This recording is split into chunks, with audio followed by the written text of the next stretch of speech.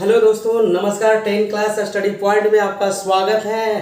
कैसे हैं आप लोग? मस्त हैं, झकास है, एकदम जबरदस्त। ठीक है भाई, चलिए आज हम लोग एग्जाम के लिए जो प्रश्न उत्तर वीवीआई इंपॉर्टेंट क्वेश्चन जो एग्जाम के लिए है, यानी कि एग्जाम में इसको एकदम पटाखा लेकर फोड़ना है। अगर ये सारे क्वेश्चंस को हम लोग याद करेंगे तो एग्जाम में सब जबरदस्त दम परफॉर्मेंस होगा और 90 प्लस 95 प्लस नंबर दम रिकॉर्ड तोड़ लाइएगा।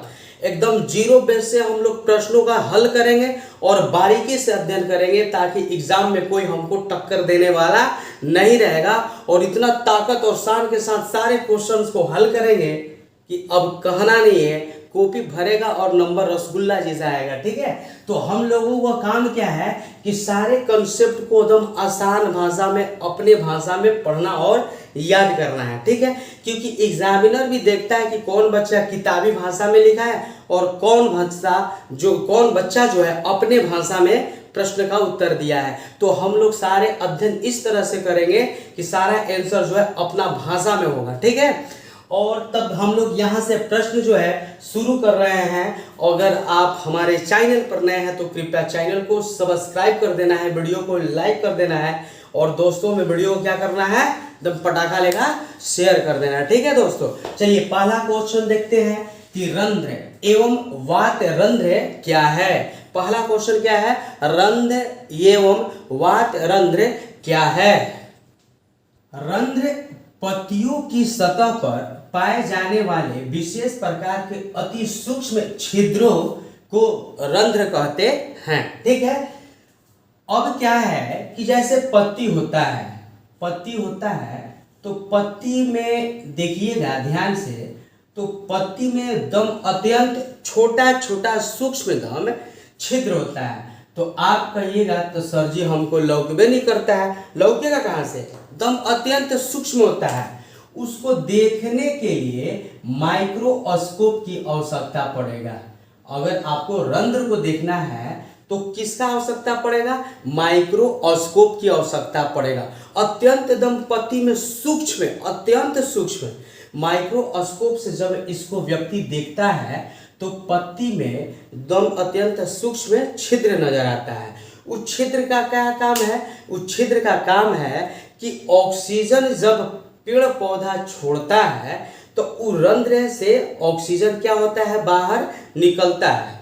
और व्यक्ति जब कार्बन डाइऑक्साइड छोड़ते हैं तो वो कार्बन डाइऑक्साइड जो होता है पेड़ पौधा जो लेता है तो वो ही छिद्र के द्वारा वो आता है। तो वहां पर क्या करता है, अत्यंत जो सूक्ष्म छिद्र यही होता है, यही अत्यंत पत्ती में सूक्ष्म छिद्र को ही रंध्र कहते हैं। तो क्वेश्चन में है कि रंध्र एवं वात रंध्र क्या है। तो रंध्र के बारे में जाने कि पत्तियों की सतह पर पाए जाने वाले विशेष प्रकार के अति सूक्ष्म छिद्र को रंध्र कहते हैं।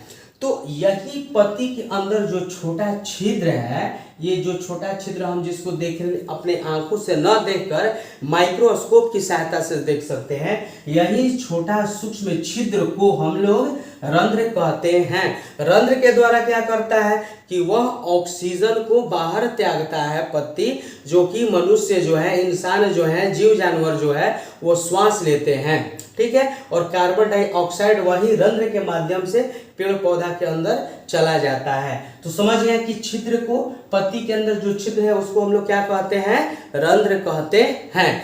अब अगला बात आ गया वात रंध्र का। किसका बात आ गया? वात रंध्र का। तो वात रंध्र क्या है? कह रहा है कि पौधों के तनों की,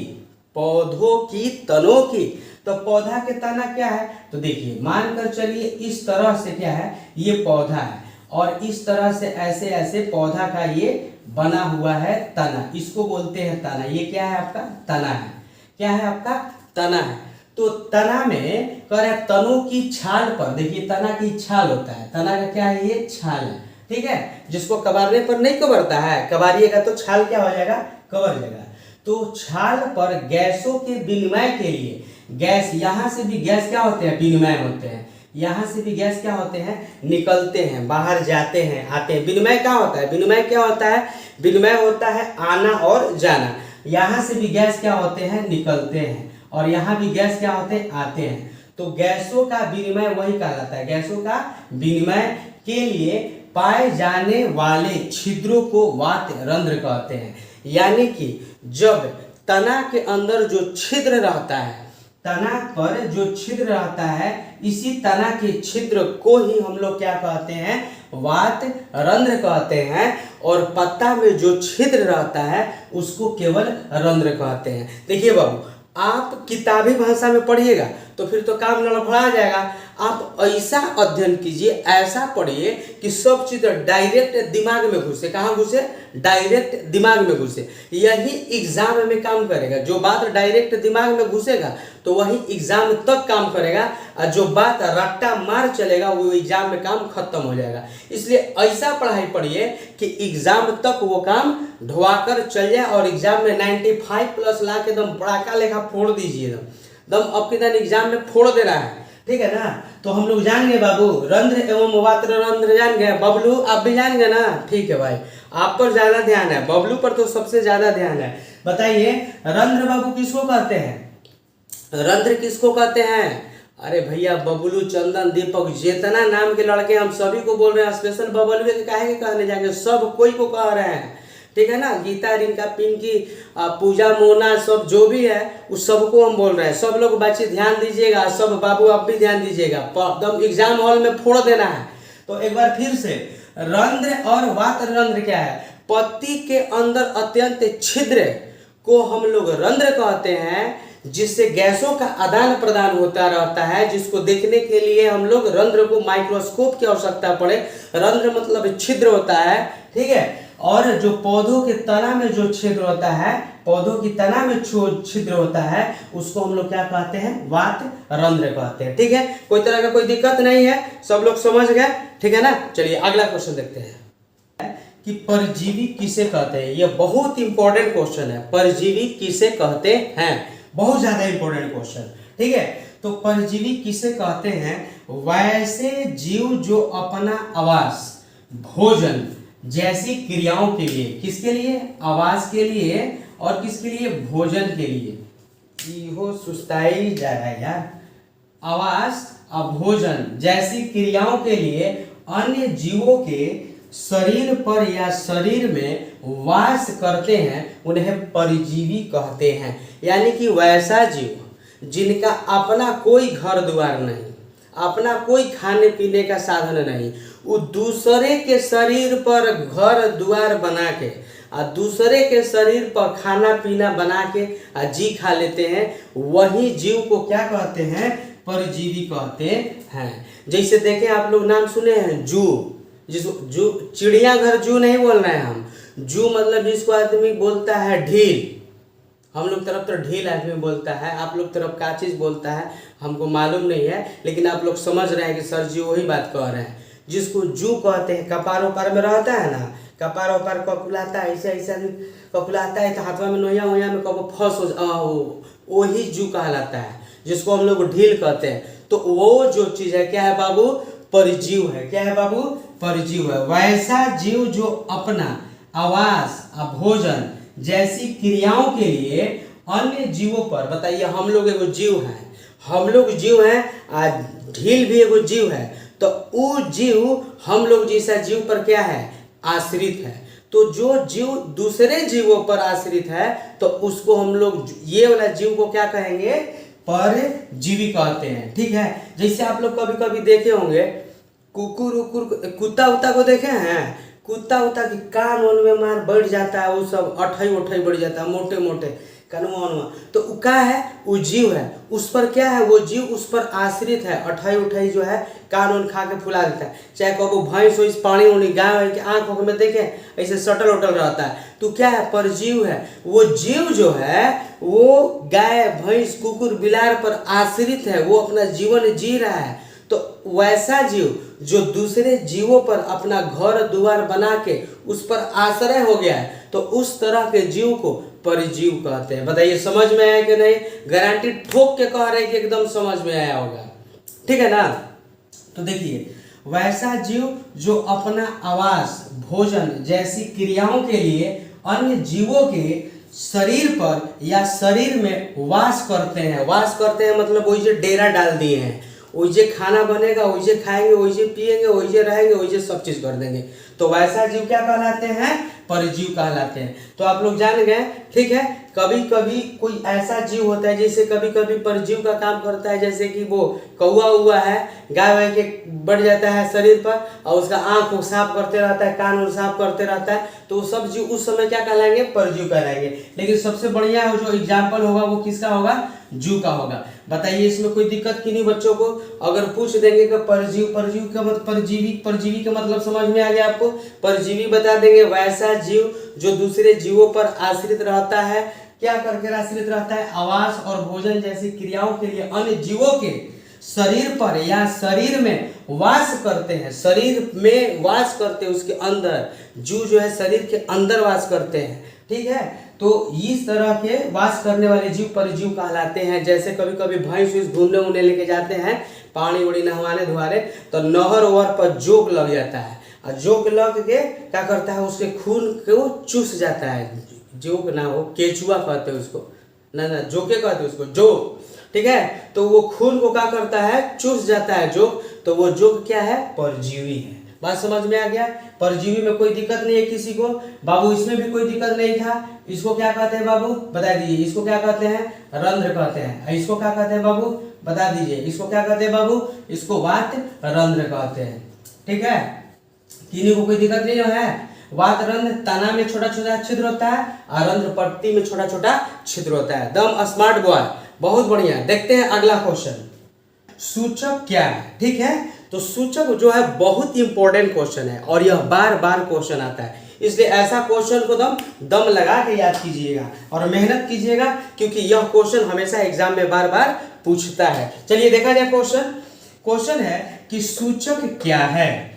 तो ऐसे रंजक जिनका अम्ल एवं क्षार के द्वारा रंगों में परिवर्तन होता है उन्हें सूचक कहा जाता है। जैसे हल्दी, लिटमस पत्र इत्यादि।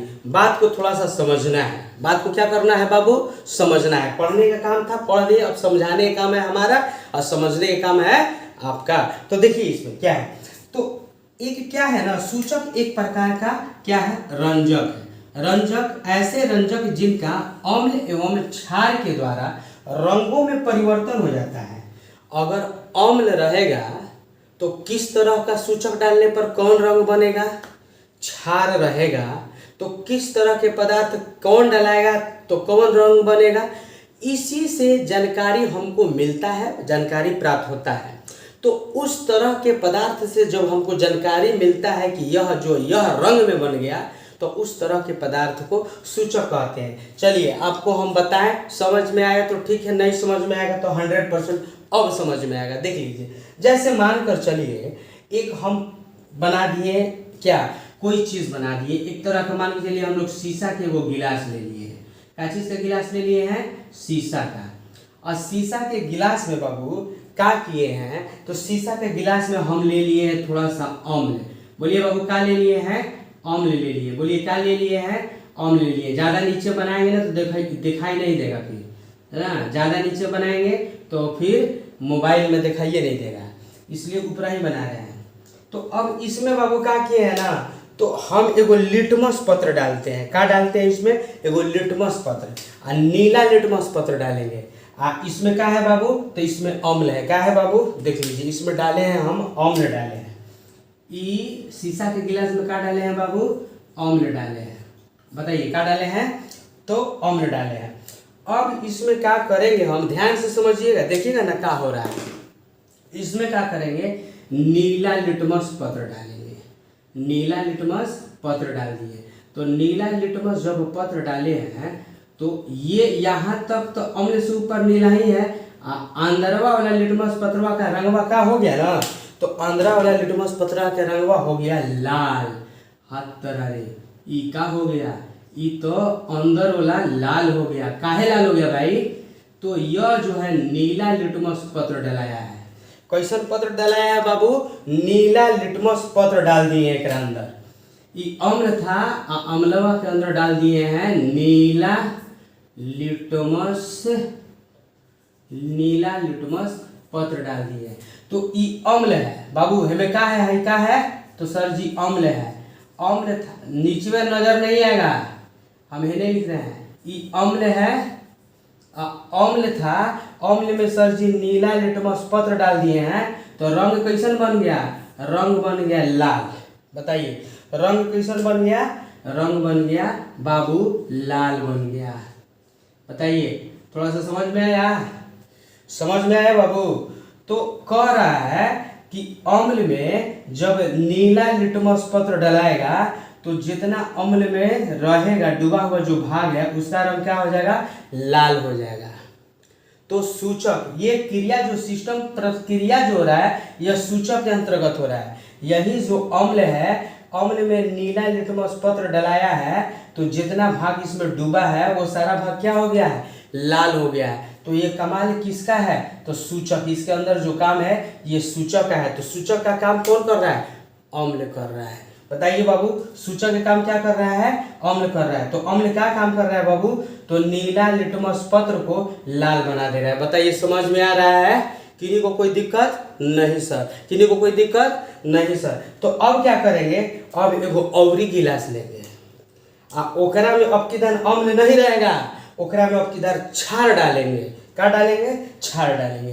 देखिए लाओ तो गिलास, लाओ तो शीशा के गिलास, ओकरा में क्षार डाल के ला रहे हैं सर जी, ला रहे हैं। देखिए लेके आ गया। अब एकरा अंदर का डाला गया बाबू, अब एकरा अंदर का डाला गया, अब एकरा अंदर क्षार डालेंगे, छोड़ेंगे नहीं एकदम, इसके अंदर क्षार डाल देंगे। क्या डाल देंगे बाबू, क्षार डाल देंगे। तो शीशा के गिलास में डाला गया क्षार, शीशा के गिलास में डाला गया क्षार। अब इसमें लाल लिटमस पत्र डाला जाएगा। कौन लिटमस पत्र डाला जाएगा बाबू, लाल लिटमस पत्र। लाओ लाल लिटमस पत्र डालो तो चलिए लाल लिटमस पत्र पूरा अंदर तक डालो, अंदर तक डालो। और अंदर तक जब लाल लिटमस पत्र डालेगा, लई है जैसे छरवा में लाल लिटमस पत्र गया नीला बन गया जी। ई का हो गया जादू, ई का हो गया जादू। ऋतिक रोशन वाला का हो गया, जादू हो गया। तो अब बताइए इससे आपको क्या समझ में आया, इतना मार्कर लेके चल रहे हैं कम बात है। देखिए अब क्षार में लाल लिटमस पत्र डलाया तो अब उसका रंग क्या हो गया बाबू, नीला हो गया। क्या हो गया रंग इसका, नीला हो गया। इसका रंग बाबू क्या हो गया, नीला है तो नीले ले लिखेंगे। ये क्या हो गया, नीला हो गया। ठीक है। और लिटमस कोई पत्र कैसे डलाया था, एकरा के लाल से लिखेंगे। लाल लिटमस पत्र डलाया था, लाल लिटमस पत्र डलाया था। तो एक बात सीख लिए, क्या सीखे बाबू, सीखे यह कि जब क्षार में लाल लिटमस पत्र डलाएगा तो उसका रंग नीला हो जाएगा। क्षार में लाल लिटमस पत्र डलाएगा तो उसका रंग क्या हो जाएगा, नीला हो जाएगा। अम्ल में जब नीला लिटमस पत्र डलाएगा तो उसका रंग लाल हो जाएगा। और यह जो है सूचक का काम कर रहा है। सूचक का क्या काम कर रहा है, अम्ल। और सूचक का काम क्या कर रहा है, क्षार। तो बताइए बाबू सूचक क्या है, तो सर जी सूचक ऐसे रंजक जिनका अम्ल एवं क्षार के द्वारा रंगों में परिवर्तन होता है उन्हें सूचक कहा जाता है। जैसे लिटमस पत्र, लिटमस पत्र जो है यह एक तरह का सूचक है जो कि क्षार में डलाने पर नीला हो जा रहा है। और नीला लिटमस पत्र क्या है, अम्ल में डलाने के बाद लाल हो जा रहा है। तो सूचक का काम क्या कर रहा है, तो सूचक का काम नीला लिटमस पत्र और लाल लिटमस पत्र क्या कर रहा है, सूचक का काम कर रहा है। बताइए किन्हीं को कोई दिक्कत नहीं। हल्दी भी एक तरफ का क्या है, प्राकृतिक सूचक है। हल्दी में भी कोई चीज चेंज लगाने पर कलर बदल देता है। जैसे देखते हैं कोई के कपार फूट जाता है तो कहता है चूना में हल्दी लगाओ। अब चूना हो गया उजर और हल्दी हो गया पीला, और जैसे फेंटाए तो बन गया लाल। उजला चूना होता है और हल्दी होता है पीला, और जैसे उसमें फटाता है तो लाल कलर क्या बन जाता है, लाल बन जाता है। तो वो सब क्या है, वो सब आपका सूचक है। हल्दी और लिटमस पत्र क्या है बाबू, सूचक है। बताइए सूचक में किन्हीं को कोई दिक्कत नहीं। तो ये तीनों क्वेश्चन आपका बहुत बहुत इंपॉर्टेंट है। आपको किसी तरह से एग्जाम हॉल में जाने से पहले इसको याद कर लेना है। आपको वीडियो कैसा लगा, अगर अच्छा लगा तो प्लीज वीडियो को लाइक किए, और अगर आप हमारे चैनल पर नए हैं तो बाबू चैनल के सब्सक्राइब कीजिए। आपने हमारी वीडियो को अंत तक देखा, इसके लिए बहुत बहुत धन्यवाद।